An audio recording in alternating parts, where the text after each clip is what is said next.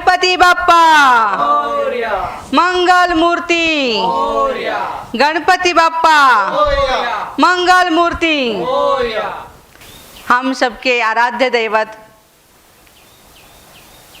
सबके दिल को छू लेने वाले, बुद्धिवान, बुद्धि की देवता, मंगलमय कामना करने वाले, सबका मंगल करने वाले हमारे अति प्यारे शिवपुत्र श्री गणेश जी की चतुर्थी के उपलक्ष्य में श्री गणेशोत्सव, सार्वजनिक श्री गणेशोत्सव की जो संकल्पना है वो है हमारे महाराष्ट्र के लोकमान्य बाल गंगाधर तिलक जी की। उन्होंने यही सोचा कि हम सब मिल करके एक हो जाए, एकता का प्रतीक है सार्वजनिक गणेशोत्सव। एक साथ मिल करके सार्वजनिक हम स्वच्छता करें, ब्लड डोनेशन के कैंप रखें, साथ साथ जितने भी विधायक कार्य होते हैं, सामाजिक उपक्रम होते हैं, वो हम सब करते रहे। इसलिए हमारे सभी युवा महोत्सव, युवा वर्ग के लिए खास आज का ये गणेशोत्सव का जो त्यौहार है हम सभी मना रहे हैं। कहाँ भी जाता बाप्पा जी के लिए वक्रतुंड महाकाय सूर्यकोटि समप्रभ निर्विघ्नं कुरु मे देवं सर्वकार्येषु सर्वदा। सबका कार्य करने वाले, मंगलमय शुभ कार्य करने वाले हमारे गणेश जी के लिए फिर से एक बार कहते हैं मंगल मूर्ति, गणपति बाप्पा। तो बाप्पा जी के खास हम हर साल में बाप्पा जी आते हैं, हमें कुछ न कुछ वरदान दे के चले जाते हैं। तो चलिए अभी हम बाप्पा जी से अष्ट शक्तियों की प्राप्ति करते हैं। जय देव जय देव,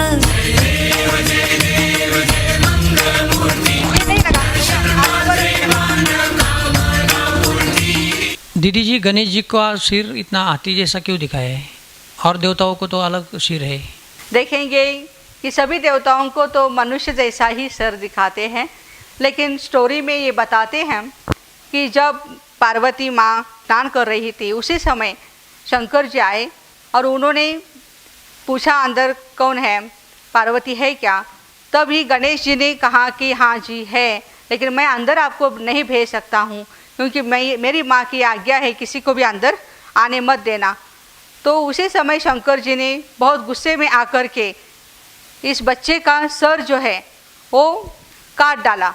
और उसी समय जब पार्वती मैया आती है और कहती है ये आपने क्या किया, मेरे बच्चे का सर निकाल करके, हाँ आपने मेरे बच्चे का सर क्यों काटा है? तो बहुत वो रोती है।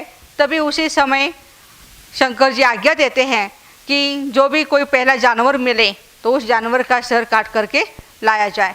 और उसी समय हाथी का एक बच्चा था, उस बच्चे को मार करके उसका सर ले करके फिर हाथी को हेड ट्रांसप्लांट किया गया।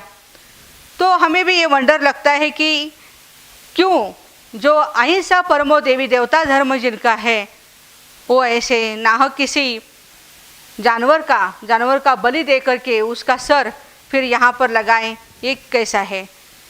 तो ये विचार करने की बात है कि जैसे गणेश जी देखते हैं हम, हाथी का सर माने विशाल बुद्धि है, उनकी विशाल बुद्धि है, कोई संकुचित बुद्धि नहीं है, वसुधैव कुटुंबकम की उनकी भावना है। और यही भावना यहाँ पे पेश की जाती है कि उनका सर बड़ा है, इसलिए गणपति बाप्पा को बुद्धिवान की देवता कहा गया है।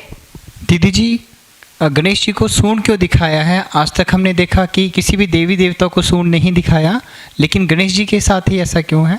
हाथी के सूंड को आप देखेंगे कि कितनी भी बड़ी बड़ी मुसीबतें आती है तो वो अपनी सूंड से ही उस मुसीबत पर अच्छी तरह से जीत पाता है, समस्या का सामना कर लेता है। उसके सूंड में इतनी ताकत है कि किसी पेड़ को भी उठा करके वो फेंक दे सकता है। लेकिन बाप्पा जी हमें ये संदेश देते हैं, मैसेज देते हैं कि एक पेड़ तो ज़रूर लगाना है, पेड़ पौधे ज़रूर लगाइए, क्योंकि आजकल हम देख रहे हैं पर्यावरण का कितना असंतुलन बढ़ता जा रहा है। कार्बन मोनोऑक्साइड, कार्बन डाइऑक्साइड बढ़ता जा रहा है, ऑक्सीजन कम होता जा रहा है और इसी कारण air pollution, sound pollution, water pollution बढ़ता जा रहा है। तो चलिए हमें अभी अपनी बुद्धि को स्वच्छ बनाना है, अपने विचारों को स्वच्छ बनाना है, तो हमें ये सूंड भी यही शक्ति देती है कि भाई अच्छे अच्छे पेड़ आप लगाइए। खाना खाते समय भी हम देखते हैं सूंड में ही हम जब कुछ देते हैं, पैसा देंगे हाथी को, पैसा देंगे तो वो सूंड से सीधा अपने मुंह में नहीं डालेगा, लेकिन वो क्या करेगा, पैसा माहूत को दे देगा, जो ऊपर उसका मालिक बैठा है हाथी के ऊपर, तो उस मालिक को दे देगा। और यदि केला हो, खाने की कोई चीज़ हो तो वो अपने मुख में डाल देगा। लेकिन आज के इंसान को क्या हो गया है, उसको कुछ भी समझ में नहीं आता है, कितना भी पैसा हो अंदर वो पेट में डाल ही रहा है। तो चलिए आज हम बापा जी से यही हम प्रेरणा लेंगे। दीदी जी, गणेश जी हमेशा इसी पोजीशन में क्यों रहते हैं? कौन सा पोजीशन? हाथ का जो हाथ का। अच्छा, हाँ, बापा जी का आप हाथ देखेंगे, राइट हैंड जो है वो वरद हस्त है, लेकिन आजकल के आदमी का क्या हुआ है, थोड़ा सा एंगल चेंज हुआ है। देखा, ये काम तूने नहीं किया तो तुझे मैं थप्पड़ लगा दूंगा। तो बापा जी का ये हाथ कहता है वरदानी, सबका भला हो, सब सुख पावे, यही उनकी आश है और सहयोग देने का उनका ये हाथ है। और दूसरा हाथ आप देखेंगे कि लड्डू भी पकड़े हुए हैं, मोदक माने मोद माने हर्षित रहना, तो वो किसी भी हालत में हर परिस्थिति में वो हर्षित रहते हैं, संतुष्ट रहते हैं।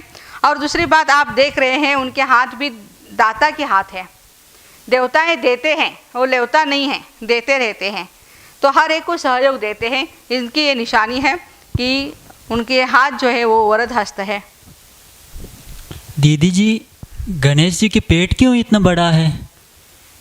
ये क्या लड्डू वगैरह खा के बना नहीं है, बड़ा हुआ नहीं है, लेकिन जितने भी प्रॉब्लम्स आते हैं, जितनी भी समस्या आती है, उनको वो समा लेते हैं। और समाने की शक्ति का ये प्रतीक है कि उनका पेट बड़ा दिखाया गया है।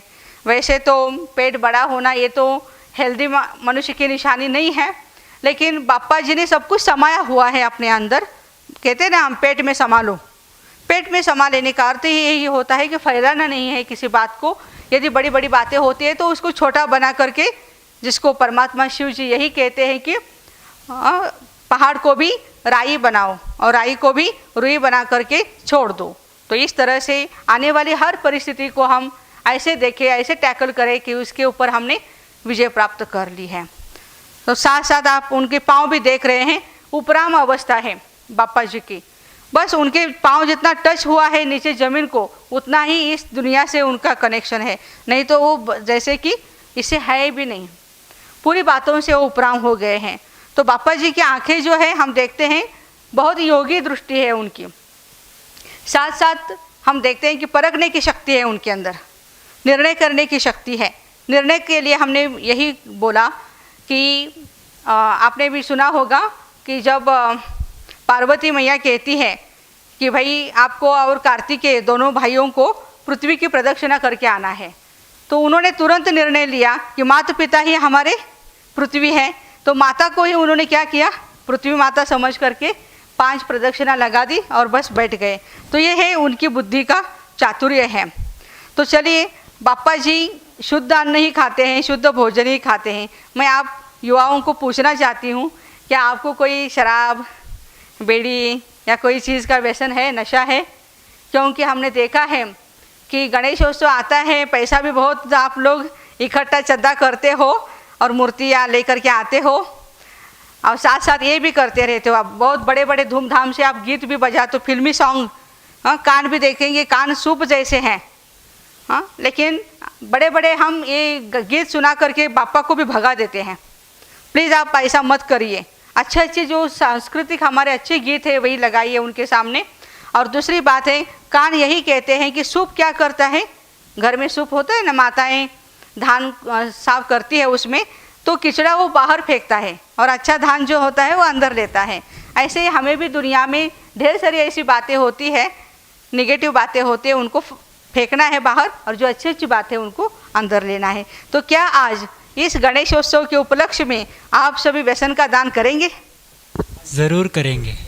तो चलिए, आज आप नशा यदि यहाँ पर दान करेंगे, जेब से आज आपका नशा बाहर निकला तो आपकी ज़िंदगी से भी बाहर निकल आएगा। बापा जी आपको अभी आशीर्वाद देंगे। आप क्या करते हैं भाई? आप सिगरेट पीते हैं? आइए। भी नशा नहीं करेगा। आपको क्या है नशा? अरे बाप रे, शराब जिंदगी करती खराब। आज से आप दान करेंगे। Very good. मंगल मूर्ति, गणपति बाप्पा। अभी गणेश जी के तो विसर्जन भी करने का टाइम है, तो चलिए हम सब मिल करके गणेश जी का विसर्जन भी करेंगे। कोई अकेला व्यक्ति कुछ नहीं कर पाता है। भाई जी, क्या आप अकेले बाप्पा जी को उठा सकते हैं? मैं उठा सकते हैं, क्यों नहीं उठा सकते? क्योंकि एकता में बल होता है। अच्छा, एकता में बल है और हम सब मिल अकेले करके नहीं उठा सकते। हाँ बाप्पा जी का विसर्जन भी करेंगे। तो ये है सहयोग की शक्ति। हाँ, जब हम सब एक साथ मिल करके कोई भी काम करते हैं तो कोई भी बाहर की व्यक्ति आकर के हमारे अंदर दुश्मनी पैदा नहीं कर सकती है या हमारी एकता को तोड़ नहीं सकती है। तो चलिए, सर्व के सहयोग से सुखमय संसार। गणपति बाप्पा, मंगल मूर्ति।